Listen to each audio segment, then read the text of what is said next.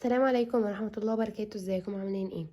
فيديو النهاردة بإذن الله مع بعض هنشتغل وردة مجسمة. هي هتبقى حجمها كبير نوعا ما، وهتفرق حسب نوع الخيط اللي انت بتستعمليه ومقاس الإبرة. فأنا النهاردة هستعمل فيها خيط إليزا ديفا، بس هستعمله على فتلتين، وهستعمل معاه إبرة مقاس 3 ملم. تمام، ده الخيط اهو، ده اللون. هو لونه في الوردة كان جميل جدا، وكمان هتبقى كويسة لو انت استعملتي معاها لون أحمر، ودي الدرجة لو انتوا عايزين تجيبوا زيها. بعد كده هتحتاجي الإبرة حسب نوع الخيط. أنا الإبرة مقاس 3 ملم، وهنحتاج مقص والسلك أو الساق الخشب اللي احنا هنشتغل عليها، اللي هي دي. أنا بستعمل كده سلك نحاس عليه جزء كده بلاستيك، فأنا بستعمله سواء على واحدة بس أو بتنيها وبلف عليها خيط. بلف عليها خيط اللون ده هو زيتي شوية، وهشتغل كمان معاكم الورقة بتاعتها. وبس كده. هتحتاجي إبرة تنظيف ومسدس الشمع بتاعك، وده اللي احنا هنحتاجه النهاردة. بس قبل ما نبدأ ما تنسوش تشتركوا في القناة لو انتم مش مشتركين، وتفعلوا زر الجرس عشان يوصلكوا كل فيديو جديد انا بنزله. وكمان حابة اقول لكم ان انتوا هتلاقوا باترونات كتيرة لورود كتيرة، وكمان الباترون ده مكتوب لو انتوا حابين تاخدوه او بتفهموا المكتوب اكتر. هتلاقوا باذن الله اللينك الباترون انا كاتبهولكوا على الموقع بتاعي، هتلاقوا اللينك تحت في الكومنتات في الكومنت المثبت.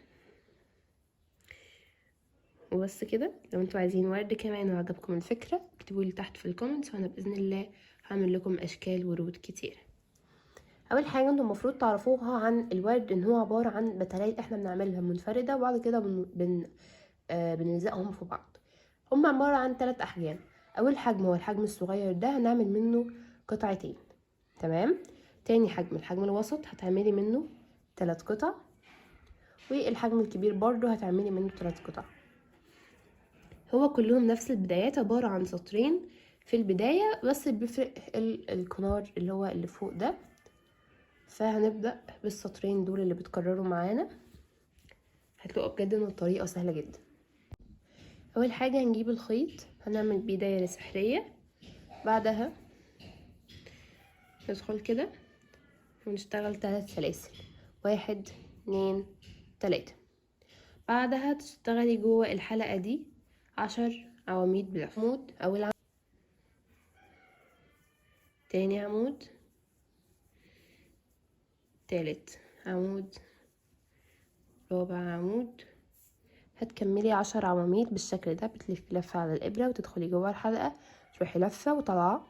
عندك 3 حلقات، تخرجي من حلقتين، بعد كده لفي وخرجي من الحلقتين التانيين. دول كده عندنا 5 من ال5 التانيين.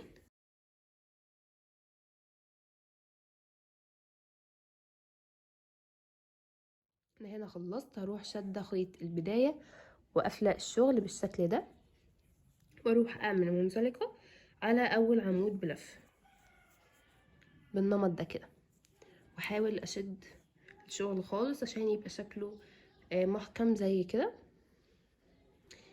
تمام. بعدها هروح اشتغل 1 2 3 سلاسل برضو، واخد خيط البداية معايا تحت الشغل عشان انضفه، واشتغل على كل غرزة من ال10 دول غرزتين عمود، يعني تزايد. ده اول عمود، وده تاني عمود في نفس الغرزة. تمام كده، تزايد. بقى كده عندنا 10 عواميد. من السطر الاول هنشتغل عليهم 20 عمود في السطر التاني تزايد على كل غرزة.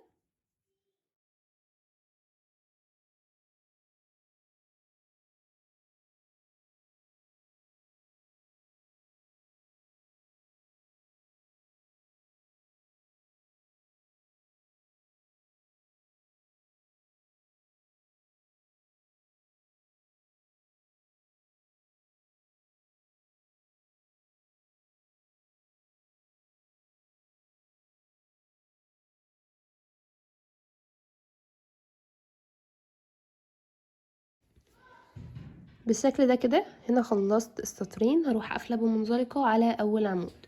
وبكده ده البدايه اللي هتتكرر معانا 8 مرات في ال3 الكبار وال3 الوسط وال2 الصغيرين.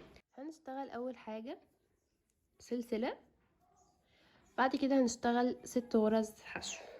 1 2 3 4 5 6. بعد كده هشتغل 8 تزايد. ده كده اول تزايد. التزايد ده معناه ان احنا هنشتغل 2 حشو في نفس الغرزة. كده 1 تزايد، 2 تزايد، وهنكمل لحد 8. 3 4 5 6 7 8. وبعد كده هشتغل على اخر 6 حشو عادي. 1 2 3 4 5 6. تمام، واقفل بمنزلقة بالشكل ده. كده هيكون ده المقاس الصغير معانا، بنكرره مرتين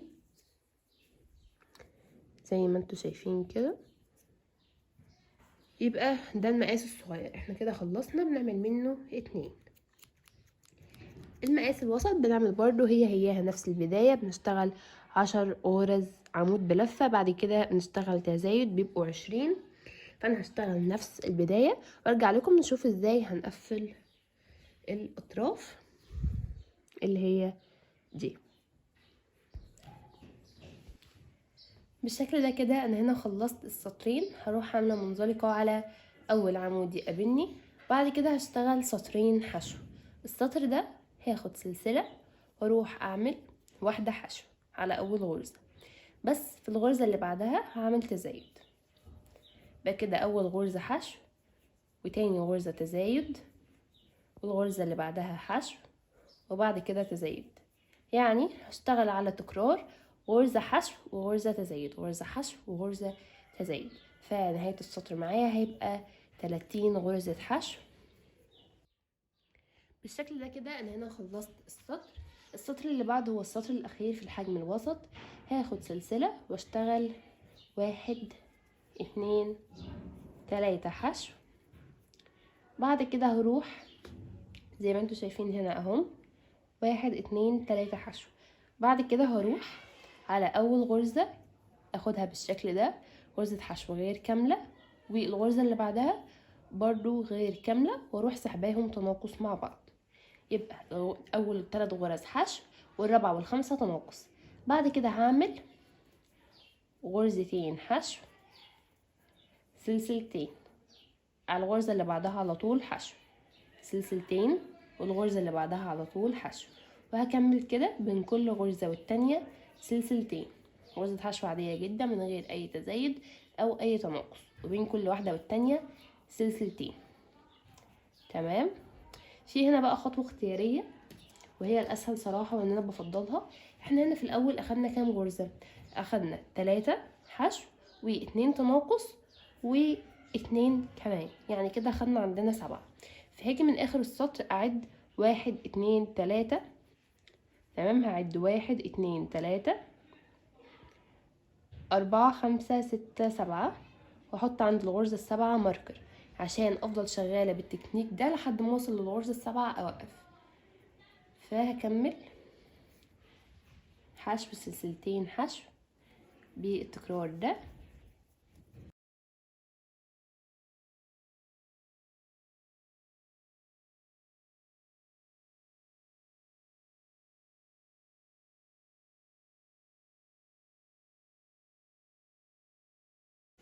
دي الغرزة اللي فيها الماركر، هروح واخدة سلسلتين واروح شايلة الماركر من مكانه. تمام، واروح بقى اخد 2 حشو. ده 1 2، بعد كده تناقص، بعد كده ال3 حشو بتوعي 1 2 3. وده كان المقاس الوسط، بتعملي منه 3 قطع بالشكل ده. كده ده المقاس الوسط.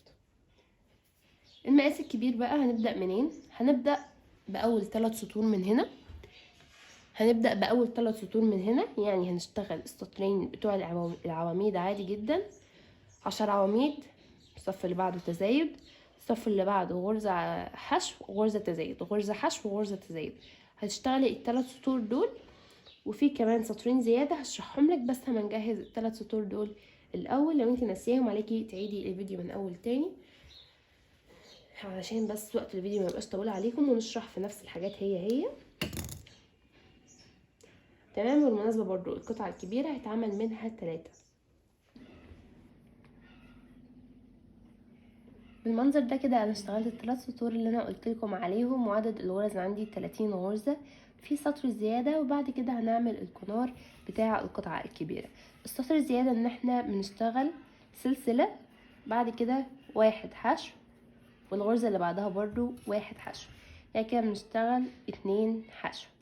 الغرزة التالتة بنشتغلها تزايد، يعني 2 حشو في نفس الغرزة بالشكل ده كده. بعد كده بنكررها تاني غرزتين، وفي التالتة تزايد.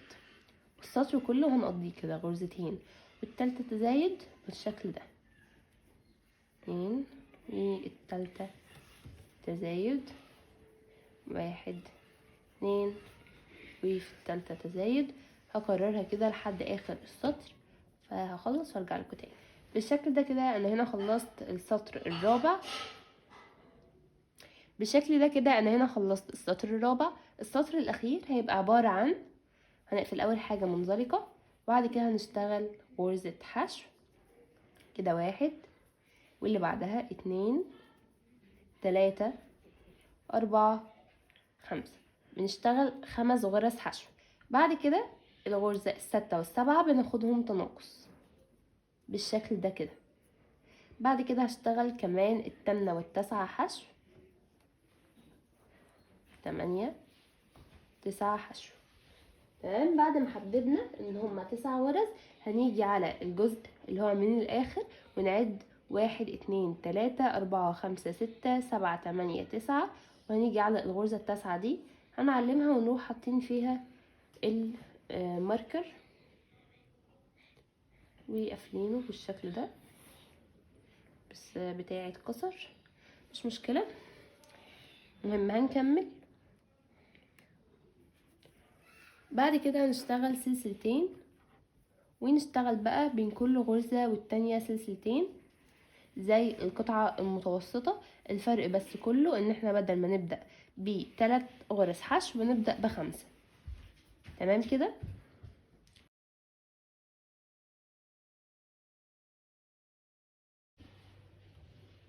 بالشكل ده كده اشتغلت سلسلتين وجيت على اخر 9 غرز، هروح عاملة 2 حشو 1، واللي بعدها كده التانية. بعد كده هروح واخدة الاتنين اللي بعدهم تناقص، هيبقى عندي 5 غرز حشو هاخدهم مع بعض 1 2 3 4، ودي الأخيرة 5، واروح واخدة منزلقة. وهكرر دي برضو 3 مرات، انا مكرراها بالفعل مرتين قبل كده، ودي التالتة كده اكون انا خلصت البتلات. طيب هنعمل ايه؟ هتجيبي مثلا لو انت هتلفي على عصاية خشب اللي هي الرفيعة دي، ممكن برضو لو انت هتلفي على سلك زي ده مفيش اي مشكلة، بس شوفي حجمه بالنسبة الوردة حجمها كبير، فاحنا هنروح تانيينه على 2 عشان يكون مناسب للوردة. بالنسبة للطول انا بعد ما بلف بحدد وبقصه عادي ببنسة او بمقص. تمام، ده الطول المناسب. هنبدأ بقى نشتغل الجزء الاخضر اللي هو بيكون تحت الالوان او تحت البتلات. انا جبت الخيط اللي باقي عندي عملته على فتلتين، او يعني عملت كل واحدة لوحدها. هروح سحبة بقى لفتين من الشلات الصغيرة دي، وابدأ اشتغل 1 2 3 4 5 سلسلة، واروح قافلة على اول غرزة ومنزلقة عشان اعمل حلقة. تمام كده. بعدها اشتغل 1 2 3 4 5 6 7 8. اشتغلت 8 سلاسل بعد ما قفلتهم بمنزلق. بعد ال8 سلاسل دول هعمل ايه؟ هسيب اول غرزة عندي واشتغل على التانية حشو، وعلى التالتة هشتغل نص عمود، وعلى الرابعة عمود، والخامسة والستة برضه عمود. كده الخامسة والستة بالشكل ده. بعد كده هيبقى عندي غرزتين، اللي هي السبعة هشتغل عليها نص عمود، والتامنة هشتغل عليها حشو. بعد كده هروح نازلة عاملة منزلقة تاني، 1 2 3 4 5 6 7 8. هسيب غرزة التامنة او اللي هي الاولى، بدخل في التانية اعمل حشو، بعد كده نص عمود، بعد كده 3 عمود بلفة، 2 3 عمود بلفة، تمام كده. بعد كده نص عمود حشو. في الاخر اروح برضو داخله في الحلقه اللي انا عاملاها واقفل بمنزلقه. دول كده انا عملتهم 2، هكررهم كمان 3 مرات عشان يبقى الناتج عندي 5 بتلات. دول كده 5 6 7 8، واكررهم. هو عباره عن ايه؟ عباره عن ان احنا بعد ما نخلص بنروح جايين على الجزء ده اللي هو دول الاربعه اهم، بنيجي على الجزء ده كده ونروح واخدين منزلقه، بعد كده سلسله، تمام، بعد كده منزلقة، سلسلة، منزلقة بالشكل ده. بنشتغل على الصف كله منزلقة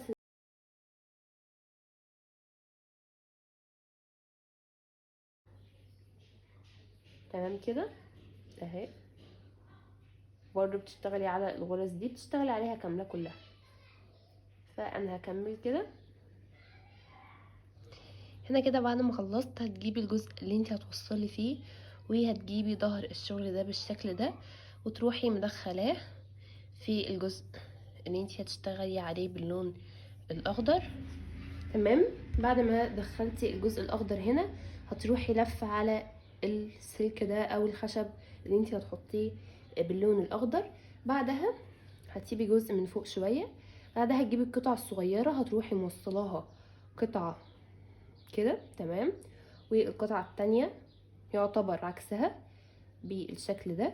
بعد كده القطعه الوسط هتجيبيها عند الالتقاء بتاع القطعتين، هتروحي حاطه واحده، وفي الجنب ده هتروحي حاطه واحده بالشكل ده، وهنا هتروحي حاطه التانية وعاملاهم بشمع. بس ما تيجي تحطي هتحطي الجزء اللي داخل جوه ده تحتهم كلهم، تمام كده، عشان تبقى عامله معاكي وسع وما تبقاش كلها لازقه في بعض، يعني تبان اللي هو شكل الورده. بعدها تجيبي الكبيره هتحطي برضو عند اجزاء الالتقاء دي، هتروحي حاطه واحده، وجنبها هنا التانية، تمام. طبعا هتكوني مثبته كل ده من مسدس الشمع، والتالتة كده، وهيكون ده شكل الوردة. هي هتكون بقى داخله في الجزء ده جاي عليها، وهتغلفيها بالجزء الاخضر. فانا عشان اعمل كل ده بمسدس الشمع هسخن مسدس الشمع، وبعد كده الزقها بالطريقه اللي انا قلت لكم عليها واجيلكم.